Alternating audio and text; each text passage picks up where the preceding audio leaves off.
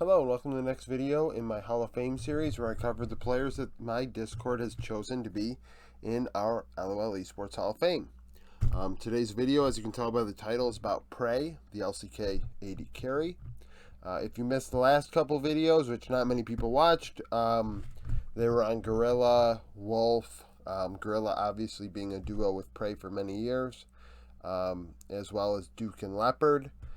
If you'd want to watch those are up on the channel.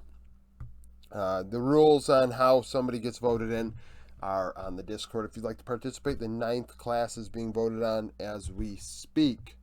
So, PraY played from 2012 to 2019, had a long career putting up 251.87, so 251.87 Hall of Fame points, determined by me. That's an accumulation of stats as well as results and accolades determined by myself to get that number. His 3 most played champions: Ezreal, which ranks 5th all-time in games played, Ashe 2nd, and Corki AD carry 1st. Nobody else played Corki AD carry more than PraY did. Obviously a different time, PraY being an OG essentially. Out of these 3 champions,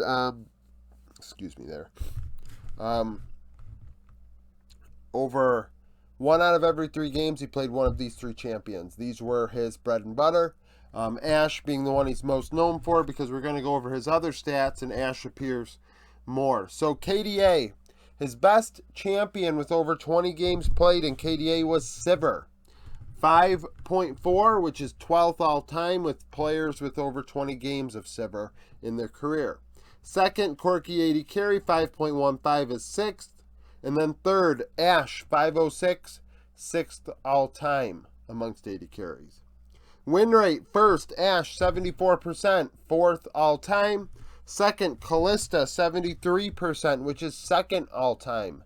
And then third, Corki, 70% is 3rd. So Ashe and Corki being his strongest champions, Ezreal being his most played. Those are the champions that would define PraY's career.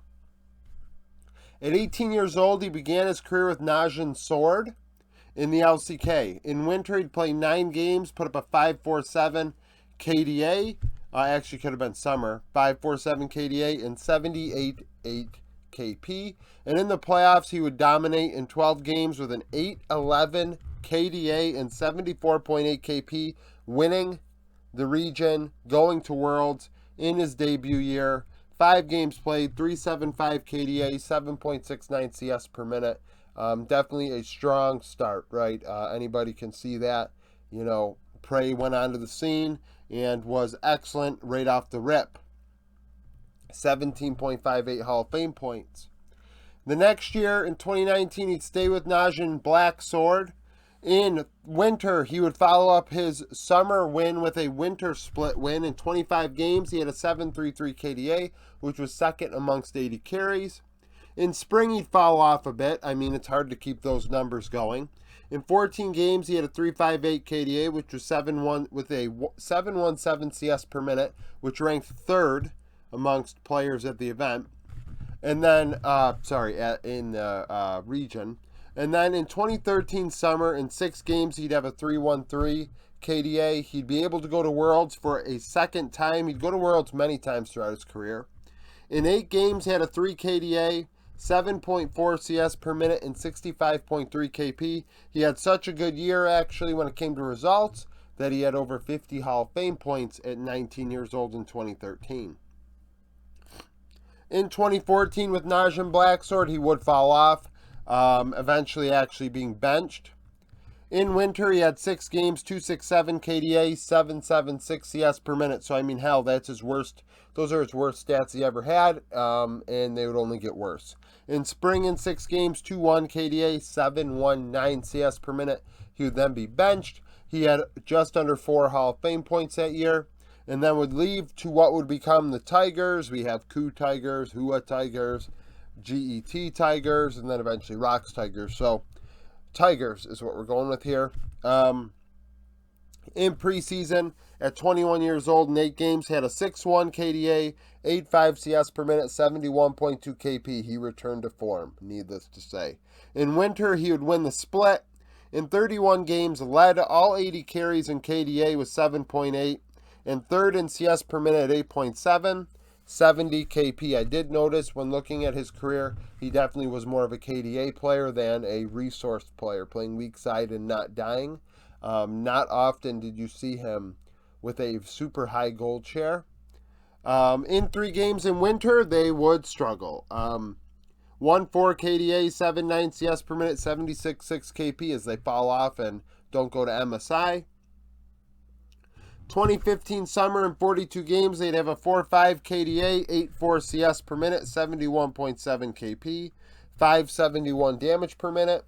This would get them into the playoffs, and PraY would look okay. Good enough, definitely, to go to Worlds. I mean, actually, these numbers are pretty solid. 11 games, 5.7 KDA, 8.5 CS per minute, 74.9 KP, 536 damage per minute, 31.6 damage share, and then 23.5 gold share.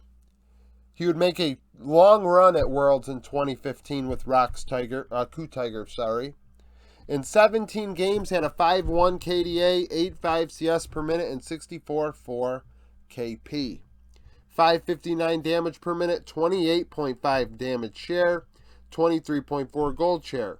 His damage share would be high in 2015 and 2016, like a carry-oriented player. High 20s, low 30s. Later on in his career, that would drop, but at this point, I would say that he was in his prime when it came to trying to be a carry. In that year, he had almost 51 Hall of Fame points. 2016 with Rocks Tigers, he'd start off by winning Spring. In 41 games, had a 6.5 KDA. Once again, first in the region. 9 CS per minute for the first time in his career. 66.8 KP, 537 damage per minute. Just 25.8 damage share, so that's secondary carry-like. And 22.2 gold share, which was first in the region, but that is pretty low, right? 22.2 gold share is, I mean, that really says what the meta was like. And 6 solo kills. Once again, like 2015, though, they would win the regular season and lose in the playoffs. In 4 games, he had a 2.8 KDA, 8.9 CS per minute, and only 42.9 KP. So definitely on an island in that series and being useless. 631 damage per minute, 30.8 damage share. So he was, I guess that I should take my words back. He wasn't useless. He dealt a lot of damage, but the team was fighting away from him. 22.4 gold share. He'd return in summer and win his 3rd regular season split. In 40 games, had a 4.7 KDA, which was 3rd. 8.8 CS per minute, 71.7 KP, which was 2nd in the region. 665 damage per minute, which was 2nd. 28.8 damage share, which was 2nd. So, despite not ending up in the top 380 carries that split, he did have great stats. 22.7 gold share, was also 2nd. In playoffs, he would continue that dominance in 5 games, winning the split and going to Worlds. Had a 4.5 KDA, 8.6 CS per minute, and nearly 80% KP. 678 damage per minute, which was 29.3% of the share, and still only 22.1% of the gold. So still not getting all the resources, but dealing the most damage on the team. At Worlds, Rocks Tigers would go on a run in 2016. Coming up short, though. In 16 games, he had a 5 KDA, 8.9 CS per minute, 65.9 KP, 632 damage per minute, which was 26.1% of Rocks Tigers damage, 22.9% of the gold, which was 2nd, and 3 solo kills. In that year, he'd have 51.78 Hall of Fame points. So 3 out of 4 years, he had over 50 Hall of Fame points. 4 out of his first 5 years, he went to Worlds. And, you know, we really, you can't sing his praise enough. He was a very good player. I think a lot of people kind of overlook him because you think of Ruler, you think of Deft, and a lot of, you know, Bang. And we kind of just forget that PraY was pretty good with Gorilla alongside him. So that is the first half of his career. Now on to the latter stages. Okay. So in 2017 at 23 years old, he would join Longzhu Gaming. In 45 games played in spring, he would struggle. This split was not great for him nor the team. 2.9 KDA, 9.2 CS per minute, 61.8 KP. He was third in the region in damage per minute at 526, which was 26.9% of the team's damage, and 22.7% of the team's gold. He would have 6 solo kills. 2017 summer, Longzhu would get on the right track, as would PraY, as they won the split. In 44 games, he had a 4.7 KDA, which was third, 9.4 CS per minute, 63.3 KP, 519 damage per minute, which was 25% of the share, 22.6% of the gold. And then they would go right on to playoffs and win in the first round, going to Worlds. In 4 games, PraY had a 4.3 KDA, 8.9 CS per minute, 56.1 KP in this series, so not as involved. 469 damage per minute, 24.2 damage share, 22.1 gold share. So that series that got him into Worlds for the last time was probably one where he definitely took a backseat. I mean, these numbers scream backseat gaming.